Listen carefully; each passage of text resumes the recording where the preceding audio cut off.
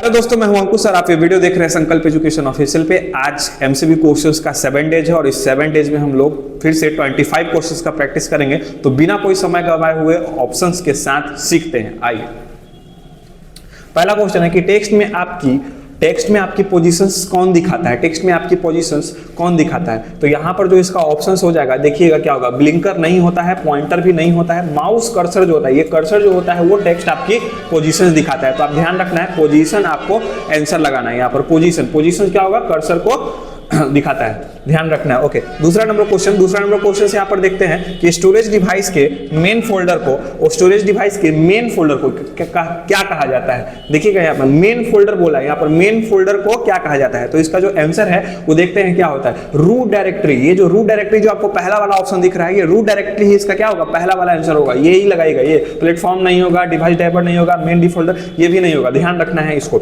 Okay, तीसरा number question देखते हैं। तीसरा नंबर क्वेश्चन में यहाँ पर प्रिंट के लिए कौन सा मेनू सिलेक्ट किया जाता है। प्रिंट के लिए कौन सा मेनू सिलेक्ट किया जाता है प्रिंट के लिए। तो प्रिंट के लिए यहाँ पर ऑप्शंस क्या होगा कि पहला का जो यहाँ पर लिखा गया है स्पेशल, ये नहीं होगा, टूल्स भी नहीं होगा, फाइल। आपको याद होगा फाइल टैब के माध्यम से हम लोग क्या करते हैं, प्रिंट को दिखाते हैं। फाइल टैब आपको ध्यान रखना है, फाइल टैब। ओके, चौथा नंबर क्वेश्चन में देखते हैं कि कंप्यूटर में संचित फाइलों के समूह को क्या कहा जाता है। संचित मतलब एक साथ फाइलों के समूह को क्या कहा जाता है। तो यहाँ पर देखते हैं, डिक्शनरी लिखा गया, डिक्शनरी गलत होगा, इंडेक्स भी गलत होगा, सूची भी गलत होगा। यहाँ पर क्या कराएगा, डायरेक्टली ही कराएगा। इसका जो आंसर होगा वो क्या होगा, डायरेक्टली होगा, ध्यान रखिएगा, डी, डायरेक्टरी ही देना है आपको। ओके, पांचवा नंबर क्वेश्चन, एक्सेल में एक्टिव सेल के कंटेंट को कौन डिस्प्ले कराता है। एक्सेल में एक्टिव सेल के कंटेंट को कौन डिस्प्ले कराता है। डायरेक्ट एक्टिव सेल मतलब हमारा सेल जो होगा क्या होगा, सिलेक्टेड होगा, उसके कंटेंट को कौन डिस्प्ले कराएगा, तो डिस्प्ले कराने के लिए यहाँ पर देखेंगे, यहाँ पर नेम बॉक्स ये गलत होगा, रो हेडिंग ये भी गलत होगा, फॉर्मूला बार का काम होता है कंटेंट को शो कराना। किसका काम होता है, फॉर्मूला बार को। यहाँ पर ध्यान देना है, फॉर्मूला बार को क्या करेंगे, कंटेंट को शो कराएगा। ओके, छठा नंबर क्वेश्चन देखते हैं, सारे वर्ड का डिफॉल्ट फाइल एक्सटेंशन क्या होता है। वर्ड फाइल का एक्सटेंशन कोड क्या होता है डिफॉल्ट रूप से। तो डिफॉल्ट रूप से एक्सटेंशन कोड .txt, ये नोटपैड का होता है, .doc। ये जो आप देख रहे हैं ये वाला होगा किसका, वर्ड फाइल का। यहाँ पर वर्ड डॉक्यूमेंट जो आपको दिख रहा है, वर्ड डॉक्यूमेंट का क्या होगा, DOC होगा, ध्यान रखना है। ओके, तो यहाँ पर जो इसका आंसर हो जाएगा वो बी होगा, बी DOC लिखना है आपको। ओके, अगला क्वेश्चन 7 नंबर क्वेश्चन हम लोग देखते हैं, किसी कॉलम में टेक्स्ट प्रायः अलाइन होते हैं। मतलब अगर कोई कॉलम है और उसमें कॉलम में अगर हम लोग डेटा लिख रहे हैं, वो कॉलम में अगर डेटा हम लोग लिख रहे हैं तो वो डेटा कहां से लिखाएगा। तो इसका होगा लेफ्ट अलाइन से होता है। यहाँ पर कौन सा ऑप्शन होगा, लेफ्ट अलाइन आपको देना है, लेफ्ट साइड से लिखाता है डेटा डिफॉल्ट रूप से, ध्यान रखिएगा। अगला क्वेश्चन 8 नंबर क्वेश्चन हम लोग देखते हैं। 8 नंबर क्वेश्चन है कि एक्सेल में किस ऑप्शंस के प्रयोग से चार्ट बनाए जाते हैं। एक्सेल में किस ऑप्शंस यहाँ पर बच्चे लोग बहुत ज्यादा कंफ्यूज हो जाते हैं। कंफ्यूज क्या होते हैं, बार चार्ट आंसर रहता है, इसको टिक कर देता है, ये गलत आंसर है। पाई चार्ट भी यहाँ पर नहीं होगा, चार्ट विजार्ड भी नहीं होगा। यहाँ पर ये तीनों ऑप्शंस गलत होंगे, ध्यान रखना है आपको, ये तीनों ऑप्शंस क्या है, गलत है। इसका जो सही आंसर है ये पिवोट टेबल है। पिवोट टेबल एक ऐसा टेबल होता है जिसके माध्यम से बहुत बड़ी से बड़ी डेटा आप अपना चार्ट बना के उसको डायरेक्ट फिल्टर करा सकते हो। अगर आप एक्सेल कहीं पढ़ रहे हैं या नहीं पढ़ रहे हैं तो पिवोट टेबल जाके जरूर से जरूर पढ़िए। बड़े कंपनी में आपको इस पर ही काम होता है। ये करोड़ों डेटा जो रहता है एक बार में फिल्टर करके आसानी से दिखा देता है। हर डिस्ट्रिक्ट, आप कंट्री वाइज देखना चाहो, स्टेट वाइज देखना चाहो, डिस्ट्रिक्ट वाइज देखना चाहो, बहुत आसान होता है पिवोट टेबल। तो ये ध्यान रखिएगा, इसको जरूर पढ़िएगा आप लोग। 9 नंबर क्वेश्चन है कि बाय डिफॉल्ट कहता है कि बाय डिफॉल्ट डॉक्यूमेंट किस मोड में प्रिंट होता है। बाय डिफॉल्ट किस मोड में प्रिंट होता है मतलब किस मोड में। तो आपको यहाँ पर ध्यान रखना है, कोई भी जो प्रिंट होती है, प्रिंट एरिया होती है, उसका नाम होता है प्रोटेट। क्या होता है, प्रोटेट। तो यहाँ पर प्रोट्रेट आपको लगाना है। ये वाला आंसर क्या होगा, सही होगा। पेज सेटअप गलत होगा, लैंडस्केप भी गलत होगा, ये भी गलत होगा, ध्यान रखिएगा, प्रोट्रेट। ओके, 10वां नंबर क्वेश्चन देखते हैं कि डायरेक्टरी को क्या कहा जाता है। मतलब फोल्डर्स के अंदर अगर फोल्डर्स होगा तो उसको क्या बोलेंगे, डायरेक्टरी के अंदर को क्या कहा जाता है। तो मिनी डायरेक्टरी इसका आंसर गलत है, जूनियर डायरेक्टरी इसका भी आंसर गलत है, पार्ट डायरेक्टरी गई है, इसका कहेगा सब डायरेक्टरी। आई एम सॉरी, क्या कहेगा इसका, सब डायरेक्टरी नहीं, आई एम सॉरी, सब डायरेक्टरी। यहाँ पर ध्यान दीजिएगा, सब यानी सब फोल्डर्स भी कहा जाता है, सब डायरेक्टरी भी कहा जाता है, ध्यान रखना है। ओके, अगला क्वेश्चन 11 नंबर क्वेश्चन को देखते हैं हम लोग। 11 नंबर क्वेश्चन है कि परस्पर संबंधित रिकॉर्ड के समूह को क्या कहते हैं। परस्पर परस्पर संबंधित रिकॉर्ड के समूह को क्या कहते हैं? देखिए डाटा शीट तो कभी इसका आंसर होगा नहीं, स्प्रेडशीट भी इसका आंसर होगा नहीं, इसका जो सही आंसर है वो क्या होगा? डाटाबेस होगा। क्या होगा? डाटाबेस। यूटिलिटी फाइल भी नहीं होगा, ध्यान रखना है। तो इसका जो सही आंसर लगाएंगे कौन सा? डाटाबेस लगाएंगे, ध्यान रखना है। परस्पर संबंधित रिकॉर्ड से समूह को क्या कहा जाता है? डाटाबेस। अगला क्वेश्चन 12 नंबर क्वेश्चन, नई स्लाइड के लिए कीबोर्ड शॉर्टकट कीबोर्ड में शॉर्टकट की क्या होती है? न्यू। नया स्लाइड लेना है, न्यू स्लाइड लेना है आपको, तो न्यू स्लाइड के लिए यहाँ पर हमेशा कंट्रोल एन प्रेस करेंगे, कंट्रोल एन प्रेस करेंगे। कौन सा?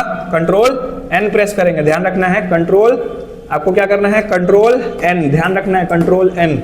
अगला क्वेश्चन 13 नंबर क्वेश्चन देखते हैं यहाँ पर। एक्सेल में सेल की पहचान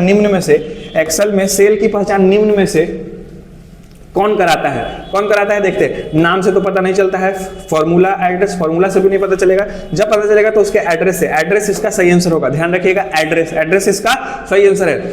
ओके, अगला क्वेश्चन 14 नंबर देखते हैं। निर्वात ट्यूब किस पीढ़ी के कंप्यूटर से संबंधित है? निर्वात ट्यूब किस पीढ़ी के कंप्यूटर से संबंधित है? तो निर्वात ट्यूब प्रथम पीढ़ी, फर्स्ट जनरेशन। यहाँ पर फर्स्ट जनरेशन जो होगा वो क्या होगा? यहाँ पर कंप्यूटर से निर्वात ट्यूब से संबंधित होगा। किससे? निर्वात ट्यूब से। कौन सा? First generation. बहुत बारी क्वेश्चन पूछा गया।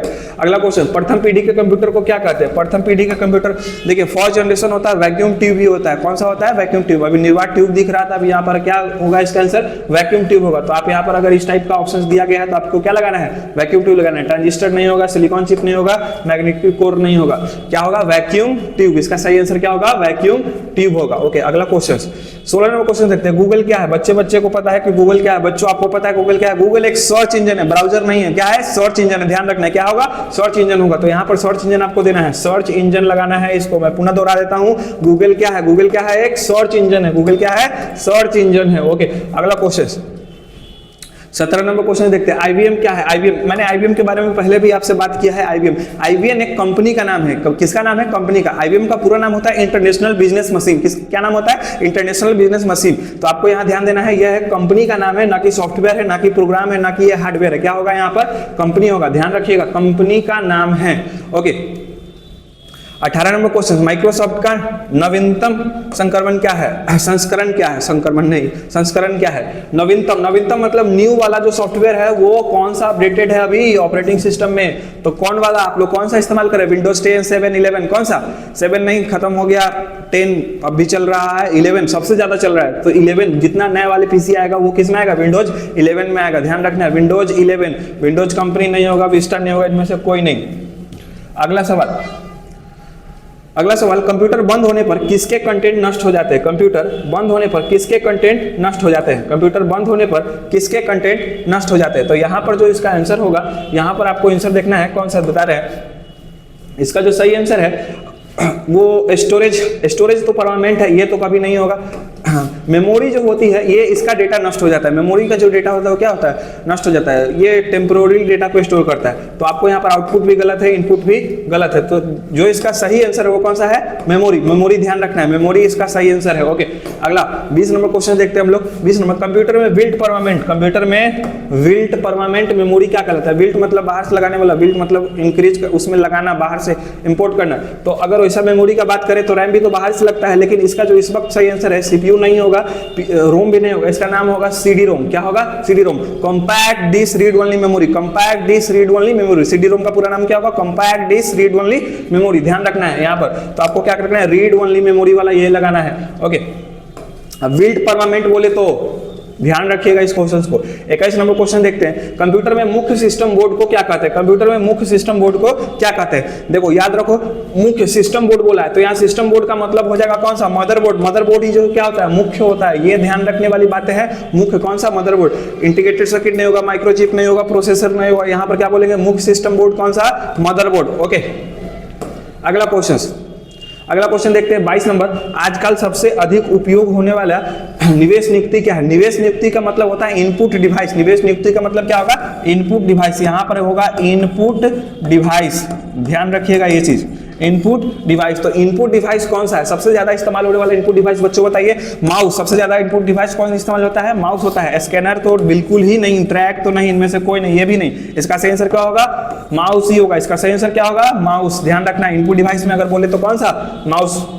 अगला क्वेश्चन 23 नंबर क्वेश्चन देखते हैं। निम्न में से किस शॉर्टकट कुंजी का उपयोग, निम्न में से किस शॉर्टकट यूज का, यहाँ शॉर्टकट पूछ रहा है लेकिन किसके लिए, सिंगल लाइन के लिए, सिंगल लाइन स्पेस के लिए, सिंगल लाइन स्पेस के लिए। तो सिंगल लाइन स्पेस के लिए हम लोग हमेशा इस्तेमाल करते हैं F1 बटन। कौन सा इस्तेमाल करते हैं फंक्शन का, F1 बटन। ध्यान रखिएगा F1 बटन ये वाला इस्तेमाल करना है। यहाँ पर आपको F3 नहीं है, F2 नहीं है, F5 नहीं है, कौन सा, F1।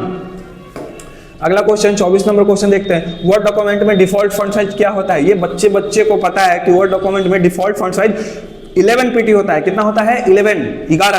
तो आपको यहाँ पर 10 पीटी गलत है, 12 पीटी गलत है, 14 पीटी गलत है, कौन सा आंसर सही होगा, 11 पीटी। ध्यान रखिएगा 11 पीटी। ओके 25 नंबर क्वेश्चन और अंतिम क्वेश्चन। माइक्रोसॉफ्ट वर्ड खोलते समय हमें रन डायलॉग बॉक्स में क्या टाइप करना पड़ता है, तो चलिए हम आपको बताते हैं। यहाँ पर ये जो वर्ड एक्सट्री ये वाला नहीं होगा, ms word.exe नहीं होगा, वर्ड 2003 वाला भी नहीं होगा। जब भी लिखाएगा तो क्या लिखाएगा, विन WORD विन वर्ड लिख के हम लोग क्या करेंगे, .exe। ध्यान रखिएगा .exe भी नहीं लगाइएगा तो भी हमारा काम कर जाता है रन डायलॉग बॉक्स में। समझ में आया। ओके तो इसका आंसर हम आपको दिखा देते हैं। चलिए डी नंबर। तो इस वीडियो आशा करते हैं कि आपको ये पूरा क्वेश्चन 25 क्वेश्चन समझ में आया होगा। मिलते हैं अगले वीडियो में। मैं अंकुश आपसे विदा लेता हूं, तब तक के लिए जय हिंद।